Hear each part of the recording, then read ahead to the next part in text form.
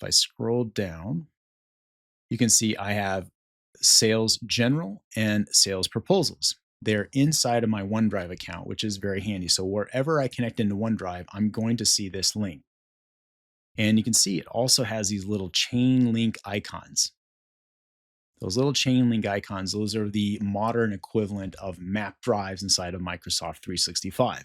And once I have these chain link icons here, I can right click on this and I can choose to add to quick access, which I've done over here. And it looks just like map drives for the user.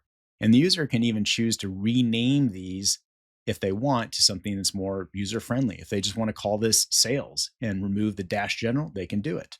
If they just want to call this proposals, they can do it.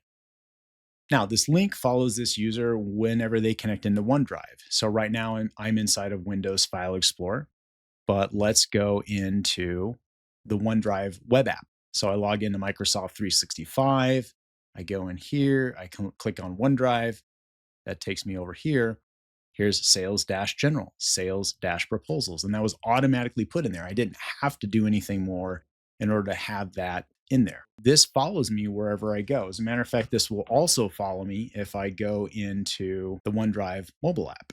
So I'm here on my iPhone and then I click on OneDrive.